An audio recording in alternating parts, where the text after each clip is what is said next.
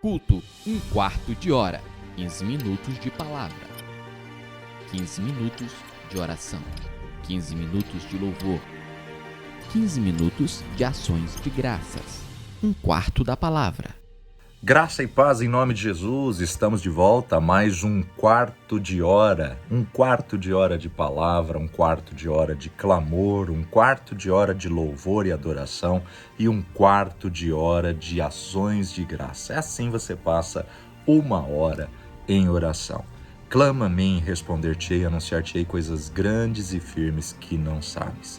Deus está nos levando a um momento de comunhão, a um momento de intimidade. O Senhor está nos levando a um relacionamento mais profundo. Deus quer nos levar a mergulhar e passar as águas a nado. Se você estava no tornozelo, no joelho, nos lombos, chegou a hora de passar a nado. Se você ainda não tinha entrado nessas águas, entra. Começa ela pelo tornozelo, se já está no tornozelo, deixa ir até os joelhos. Joelhos fala de vida de oração. Joelhos fala de uma vida de vitória. O homem que permanece em pé é o homem que vive de joelhos. A importância de nós termos uma vida de joelhos. Mas Deus tem mais, Ele quer te levar até o nível dos lombos e Ele quer te levar até o nível de passar a nado nas águas ali de Ezequiel. Que coisa tremenda, que visão tremenda a de Ezequiel. Já falei sobre a perseverança de Jesus em oração. O próprio Jesus, o verbo que se fez carne, quando veio a essa terra, ele tinha uma comunhão com o Pai, ele tinha uma comunhão com Deus, ele tinha uma vida de oração. Dizem os estudiosos que ele se levantava todos os dias às 4 horas e orava até às 8. 4 horas pelo menos de comunhão com Deus, sem contar o tempo que ele orava com a multidão, o tempo que ele ensinava sobre oração, o tempo que ele orava com os 12, o tempo que ele orava com os 3, o tempo que ele orava com o discípulo mais chegado e o tempo que ele dizia, agora vocês fiquem aqui, porque eu vou até o monte para orar. Ele orava tanto a ponto dos discípulos dizer, mestre, ensina-nos a orar. Por quê? Porque, na verdade, os discípulos viram que se o morto levantava, se o pão multiplicava, se, na verdade, os peixes multiplicavam, se o surdo enxergava, o cego via e o endemoniado era liberto, era por causa da vida de oração que ele tinha lá atrás. Agora, em toda a Bíblia, a gente encontra homens e mulheres que tiveram relacionamento com Deus, intimidade com Deus. Hoje eu gostaria de falar de um homem que já estava esgotado, saturado da sua vida, não queria mais, não aguentava mais a sina de enganador, de usurpador, de trapaceiro, de aquele que agarra, Jacó. Jacó, ele trabalhou 7 anos por Raquel e foi-lhe dado Lia, e aí depois ele teve que trabalhar mais 7 anos para conquistar a esposa que ele desejou, Raquel. Depois ele teve que trabalhar mais 7 anos pelos filhos, e após 21 anos ele disse, não aguento mais, eu tenho que voltar.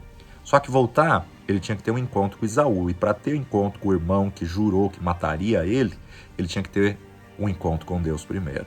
Por isso que ele desce ao Vale de Jaboque. No Vale de Jaboque aparece ali um anjo do Senhor.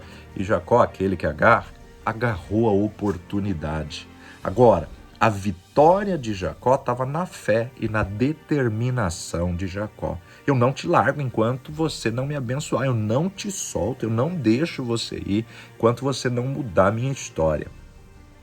Todas as pessoas que viam Jacó já diziam, lá vai aquele que agarra, lá vai aquele que engana, lá vai o usurpador, o enganador. Enganou o pai, enganou Labão, enganou e colheu engano. Mas é interessante a gente observar que no dia que ele agarrou o anjo de Deus, ele disse, nem que for para marcar a minha vida, mas muda a minha história.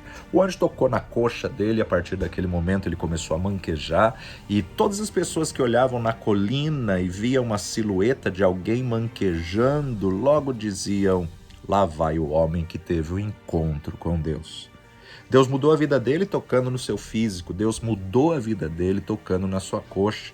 E agora ninguém mais chamava ele de Jacó, porque agora eles chamavam ele de Israel, como o príncipe lutasse com Deus e prevaleceste. Não prevaleceu porque era mais forte, mas prevaleceu porque perseverou.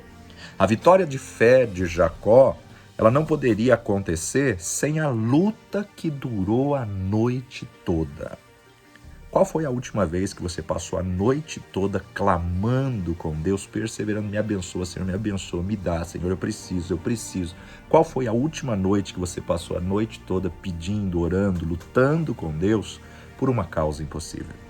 Qual foi a última vez que você passou clamando a Deus, Senhor, eu não vou levantar daqui enquanto o Senhor não mudar essa história?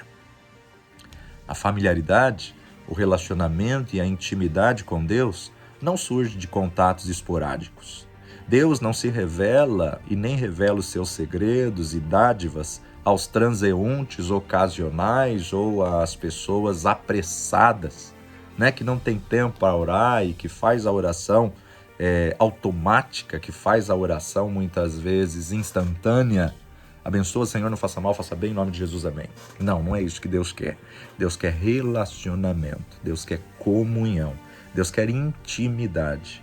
Muito tempo unicamente na presença de Deus é o segredo para conhecê-lo e para ser influenciado por Ele. Ele se inicia à persistência de fé daquele que o conhece. É literalmente importunar, como a mulher, a viúva que foi importunar o juiz iníquo, como o vizinho que foi importunar o vizinho porque queria pão. Como Jesus explicava essas duas parábolas que ele demonstrou perseverança e insistência em oração. Jesus passou muitas e muitas noites em oração. Seu hábito era orar e orar bastante. Por isso que a hora que a tentação veio, ele venceu. A hora que o enfermo apareceu, ele o curava. A hora que o endemoniado era colocado na frente dele, sai. E saía. Por quê? Porque ele tinha reserva na oração, reserva na lamparina. Ele tinha poder, ele tinha unção que ele conquistou, comprou em oração. Ele estabeleceu um local costumeiro da oração. Quando ele sumia, desaparecia, os discípulos, está lá no Monte das Oliveiras orando. Sabemos onde ele está, porque ele está orando. Paulo orava de dia e de noite. À medida que ele encontrava uma igreja, conhecia uma igreja, ele orava por aquela igreja continuamente.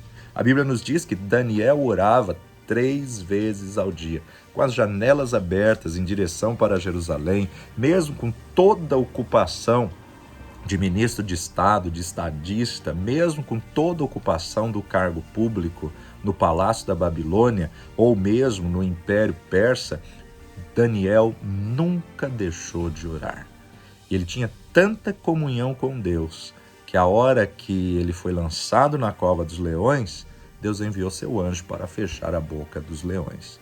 Não há dúvida que as orações matutinas, vespertinas ou mesmo na madrugada, noturnas de Davi, em muitas ocasiões, eram bastante prolongadas a ponto de ele compor um salmo.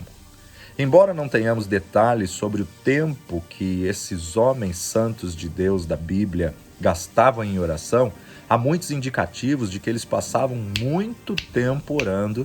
Em algumas circunstâncias, longas temporadas de oração era costumeiro, era natural da vida deles. O segredo dos grandes homens e mulheres que fizeram história no decorrer da história da igreja, o segredo era a sua profundidade e a sua insistência em oração. Eles continuamente demonstravam resistência contra as forças do mal, contra o império das trevas e separavam um tempo para orar. Ninguém pode fazer uma boa e grandiosa e duradoura obra para Deus se na verdade não for uma pessoa de oração, se na verdade não tiver comunhão e relacionamento com Deus. Ninguém pode ser uma pessoa de oração se não devotar tempo, e tempo de qualidade com Deus. É claro que podemos orar no banho, podemos orar andando, podemos orar no ônibus, podemos orar indo para o serviço, voltando do serviço, numa fila, seja do banco, seja do mercado. Em todo tempo é tempo de orar. Mas o melhor é quando você entra no teu quarto, fecha a tua porta e ora em secreto. Ser importuno é a essência de uma oração bem-sucedida. Ser importuno não quer dizer viver em sonhos, mas em trabalho árduo e contínuo. É especialmente por meio da oração que o reino dos céus sofre violência, e somente os violentos é que o tomam pela força. Em Lucas capítulo 18, Jesus vai dizer acerca dessa insistência, dessa perseverança em oração. E contou-lhes também uma parábola sobre o dever de orar sempre e nunca desfalecer, dizendo: havia numa cidade um certo juiz que nem a Deus temia e nem respeitava homem algum. Havia também naquela mesma cidade uma certa viúva que ia ter com ele, dizendo: faz-me justiça contra o meu adversário. E por algum tempo não quis. Mas depois disse consigo: ainda que não temo a Deus e nem respeito aos homens, todavia, como esta viúva me molesta, hei de fazer-lhe justiça, para que enfim não volte e me importune muito. E disse o Senhor: ouvi o que diz o injusto juiz? E Deus não fará justiça aos seus escolhidos que clamam a ele de dia e de noite, ainda que tardio para com eles? Digo-vos que depressa lhes fará justiça. Quando, porém, vier o Filho do Homem, porventura achará fé na terra? Lucas, vamos ver Lucas capítulo 11, versículo 5. Lucas 11, versículo 5, o evangelista vai nos dizer assim: a parábola do amigo importuno. Disse-lhe também: qual de vós terá um amigo, e se for procurá-lo à meia-noite, lhe disser: amigo, empresta-me 3 pães? Pois que um amigo me chegou à minha casa, vindo de caminho, e não tenho o que apresentar-lhe. Se ele respondendo de dentro disser: não me importunes, já está a porta fechada, e os meus filhos estão comigo à cama, não posso levantar-me para tos dar.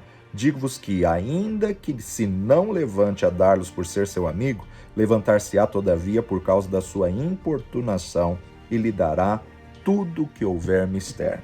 E eu vos digo a vós: pedi e dar-se-vos-á, buscai e achareis, batei e abrir-se-vos-á. Porque qualquer que pede, recebe, quem busca, acha, e quem bate, abrir-se-lhe-á. Qual pai dentre vós que, se o filho lhe pedir pão, lhe dará uma pedra? Ou também, se o filho lhe pedir peixe, lhe dará por peixe uma serpente? Ou também, se lhe pedir ovo, lhe dará um escorpião? Pois, se vós, sendo maus, sabeis dar boas dádivas aos vossos filhos, quanto mais dará o Pai Celestial o Espírito Santo àqueles que lhe o pedirem. Quanto mais dará o Pai Celestial o Espírito Santo àqueles que lhe o pedirem. Quando você aceita Jesus como Senhor e Salvador, levanta suas mãos, vai à frente ao altar num apelo, instantaneamente o Espírito Santo já está em você. Você pode não ter a plenitude do Espírito Santo, mas o Espírito Santo você já tem. Agora, nós temos que pedir a plenitude. Agora, nós temos que pedir o Espírito Santo. Então, peça com fé, peça insistindo, peça realmente importunando. Peça que Deus possa te revestir de poder, que Deus possa te revestir do Espírito Santo, que Deus possa, nesse dia, te dar dons, milagres, sinais, prodígios, maravilhas. Só que o resultado é consequência do tempo que você passa em oração. O resultado tem um preço, e esse preço é tempo de comunhão, tempo de qualidade, tempo com Deus. Pai de amor e Deus bendito, dá-nos essa consciência, meu Deus, que precisamos ter tempo de qualidade contigo. Dá-nos, Senhor, essa sabedoria que precisamos a cada dia buscar a Ti em espírito e em verdade. Ache em nós verdadeiros adoradores que Te adorem em espírito e em verdade. Pai, que possamos desenvolver essa comunhão, esse relacionamento, e nos unimos nessa hora para clamar: vem com Teu Espírito, Senhor. Reveste-nos do Teu Espírito, dá-nos o Teu Espírito, para que possamos saber orar como convém, para que possamos ter experiências de oração, para que possamos ter, ó Pai, uma nova fase da nossa vida. Nós clamamos nessa hora: Espírito Santo de Deus, revela-te a nós. Espírito Santo de Deus, nos conduz, nos direciona, nos ensina a orar. Porque o Teu Espírito, Senhor, nos ajuda nas nossas fraquezas, e Ele sabe pedir como lhe convém pedir. Ele nos ajuda na intercessão. Então vem, Espírito Santo de Deus, abre nossa mente, nosso interior, nosso entendimento, que possamos cada dia dar mais vazão ao Teu Espírito e sermos guiados pelo Teu Espírito, Senhor. Desperta em nós, ó Pai, uma vida de oração, que possamos ser como Daniel desta geração, como Moisés desta geração, que possamos ser como os apóstolos do Cordeiro, como o próprio Paulo, que possamos ser, ó Pai, representantes, embaixadores do Senhor, e que o mundo veja o Teu brilho em nós. Capacita-nos e renova-nos a cada dia, é o nosso pedido, no nome precioso de Jesus. Amém e amém. Passa os próximos 15 minutos clamando, intercedendo, pedindo o Espírito Santo e comece a escrever os testemunhos do que Deus tem feito nesses dias de oração. Que mudança tem acontecido em você? Use esse espaço aqui abaixo nas redes sociais para testemunhar, para compartilhar. Se Deus tem falado com você, compartilha com outras pessoas. Ou mesmo, se você quer colocar o seu pedido de oração, coloca aqui embaixo para que a gente possa estar orando e intercedendo. Some conosco nesse exército de intercessores e vamos gerar um avivamento na nossa geração. Deus te abençoe, ótimo dia, até a próxima. Culto, 1/4 de hora.